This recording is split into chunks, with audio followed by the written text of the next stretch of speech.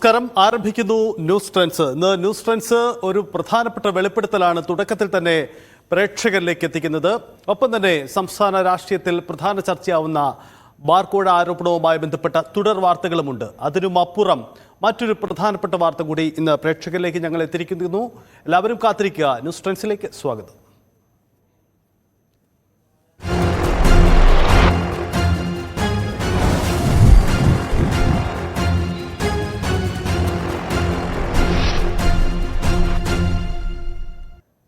സംസ്ഥാനത്തെ ഈ അവയവ മാഫിയയുടെ ഇടപെടലുകൾ മുൻകാലങ്ങളിൽ പലപ്പോഴും വാർത്തയായിട്ടുണ്ട്. ഇതിലേറ്റവും ഞെട്ടിക്കുന്ന വാർത്തയാണ് കഴിഞ്ഞ ദിവസങ്ങളിൽ പുറത്തു വന്നത്. അവയവം മാറ്റിവെച്ച യുവതി ഏജന്റിൽ നിന്നും ലൈംഗികമായ അതിക്രമം നേരിട്ടു എന്ന വാർത്തയാണ്. ഇതിനപ്പുറം ഈ യുവതി നടത്തുന്ന വെളിപ്പെടുത്തലുകൾ മറ്റു പലതുമുണ്ട്. കൊച്ചിയിലെ ഒരു പ്രധാനപ്പെട്ട ആശുപത്രിയാണ് ലേക്ക് ഷോർ ആശുപത്രി. ഈ ആശുപത്രിക്കെതിരെ ഗുരുതര ആരോപണവുമായിട്ടാണ് യുവതി രംഗത്ത് വന്നിരിക്കുന്നത്. ഈ യുവതി ലേക്ക് ഷോർ ആശുപത്രിയിൽ 13 വർഷം അവിടെ ജോലിയെടുത്ത മുൻ ജീവനക്കാരി കൂടിയുണ്ട്.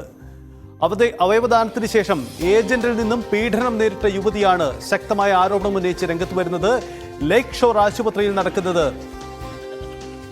ഏറെയും അവയവമാറ്റ ശസ്ത്രക്രിയയാണ്. ആശുപത്രിക്ക് സ്റ്റാഫിനേക്കാൾ വലുത് ഏജന്റുമാരാണെന്നാണ് ഈ യുവതി ഉന്നയിക്കുന്ന ആരോപണം. ലേക്ക് ഷോറിലെ മുൻ ജീവനക്കാരിയാണ് ന്യൂസ് 18നോട് ഈ വെളിപ്പെടുത്തൽ നടത്തുന്നത്. അവയവദാന ഏജന്റിനെ സംരക്ഷിക്കാൻ തന്നെ ജോലിയിൽ നിന്നും ഒഴിവാക്കിയെന്ന ആരോപണവും ഉന്നയിക്കുന്നു. പോലീസിനെതിരെയും ഗുരുതരമായ ആരോപണമുണ്ട്. പോലീസും ഏജന്റിനെ സംരക്ഷിക്കാൻ ശ്രമിച്ചു, പരാതി നൽകിയിട്ടും കേസെടുക്കാൻ വൈകി. കേസെടുത്തതൊടുവിൽ ഡെപ്യൂട്ടി കമ്മീഷണർ നിർദ്ദേശിച്ച ശേഷം മാത്രമാണ് എന്ന ആരോപണവും ആ യുവതി ഉന്നയിക്കുകയാണ്.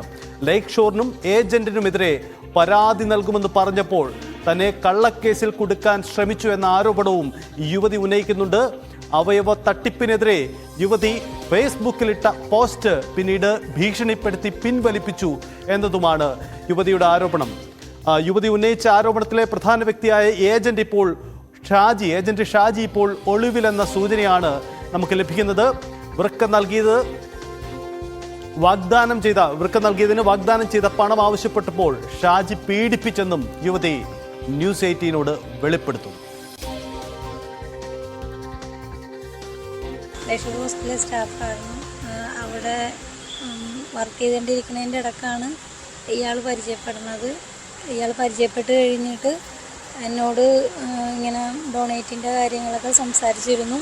അത് സംസാരിച്ചപ്പോഴത്തേക്കും എനിക്കും സാമ്പത്തിക പ്രശ്നങ്ങളുള്ളത് കൊണ്ടിട്ട് ഞാൻ അത് താല്പര്യം കാണിക്കുകയും ചെയ്തിരുന്നു ആദ്യമേ. അത് കഴിഞ്ഞിട്ട് ലേക്ക് ഹോസ്പിറ്റലിൽ ടെസ്റ്റ് നടത്താനായിട്ട് ചെന്നപ്പോഴത്തേക്കും OPയിലെ സിസ്റ്റർ പറഞ്ഞു സ്റ്റാഫ് ആയതുകൊണ്ടിട്ട് സാർ ചിലപ്പോൾ സമ്മതിക്കില്ല ഇവിടെ, അല്ലെങ്കിൽ റിസൈൻ ചെയ്തിട്ട് വരാൻ പറഞ്ഞു. അപ്പോൾ റിസൈൻ ചെയ്ത് വരാൻ പറഞ്ഞപ്പോഴത്തേക്കും അതെനിക്ക് പറ്റത്തില്ല, എൻ്റെ ജോലി എനിക്ക് പ്രധാനമാണ്, അതുകൊണ്ട് അത് പറ്റത്തില്ല, ഞാനത് കാരണം പിൻവാങ്ങി വേണ്ട എന്നുള്ളൊരു ഇതിലേക്ക് വന്നു. അതിനുശേഷം ഇവർ എന്നെ നിരന്തരം നമ്പർ തന്നിട്ട് വിളിക്കും, ഇതിന് വേണ്ടിയിട്ട് പ്രേരിപ്പിക്കുകയൊക്കെ ചെയ്തിട്ടുണ്ട്. അപ്പോഴൊക്കെ ഞാൻ ഒന്നും പറയാതെ പിന്മാറി നിന്നിട്ട് എന്നെ ഒരു തവണ ഇവർ അൽക്കൈമ എന്ന് പറയുന്ന ലോഡ്ജിൽ വിളിപ്പിച്ചിട്ട് അങ്ങോട്ട് വരാൻ ആവശ്യപ്പെട്ടു. ഞാൻ ചെല്ലാന്നതിൻ്റെ പേരിൽ ഇയാളുടെ വർക്കറായ സ്ത്രീയെ കൂട്ടി വരാൻ പറഞ്ഞിട്ട് വേറെ കുഴപ്പമൊന്നുമില്ല എന്ന് പറഞ്ഞിട്ടാണ് വിളിപ്പിച്ചത്. എത്ര രൂപ ഓഫർ ചെയ്തിട്ടാണ്? എനിക്ക് 8.5 ലക്ഷം രൂപയാണ് ഓഫർ ചെയ്തിരുന്നത്. അല്ല, എത്ര തന്നു? എനിക്ക് 3.5 ലക്ഷം രൂപ. അത് ഞാൻ എൻ്റെ ഒരു പൊട്ടത്തരത്തിന് പറഞ്ഞു പോയത് കൊണ്ടിട്ടാണ്. അത്രയും ഇപ്പം മതി തരൂ എന്നുള്ള ഒരു ഇതിൽ വന്നാൽ പിന്നെ മതി എന്നുള്ള രീതിയിൽ പറഞ്ഞിട്ടുണ്ടായിരുന്നു. പക്ഷെ അതിനിടയിൽ അവർ കുറേ വേറെ രീതിയിലൊക്കെ ഉപദ്രവിച്ച് അതിൻ്റെ പേരിൽ ഫോട്ടോയൊക്കെ എടുത്തിട്ട് ഭീഷണിപ്പെടുത്തിയ പോലെയാണ്. പിന്നെയുള്ള കാര്യങ്ങളൊക്കെ എന്നെ കൊണ്ട് വേറെ ഡോണേഴ്സിനെയൊക്കെ നമ്മളെ എത്തിച്ചു കൊടുക്കണമെന്നുള്ള നിബന്ധനയിലൊക്കെയാണ് അവർ ചെയ്തുകൊണ്ടിരുന്നത്. ആർക്കും ദോഷമില്ലാത്ത രീതിയിൽ എനിക്ക് എൻ്റെ പൈസയുടെ ഒരിതിൽ ഞാൻ കൊണ്ട് കേസ് കൊടുത്തു.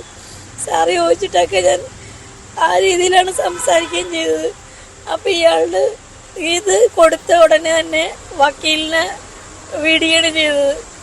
പോലീസ് സ്റ്റേഷനിൽ ഞാൻ ഇരിക്കച്ചത് വക്കീൽ വന്നിട്ട് വക്കീൽ എന്നോട് ചോദിച്ചപ്പോൾ ഇങ്ങനെ സാമ്പത്തികൻ്റെ കാര്യം പറഞ്ഞപ്പോഴത്തേക്കും എന്നോട് പറഞ്ഞു 1 രൂപ പോലും തരില്ല എനിക്ക്, എവിടം വരെ പോകാൻ ഞങ്ങൾക്കറിയാം. ഞങ്ങൾക്കിത് എന്ത് ചെയ്യണമെന്നും അറിയാം.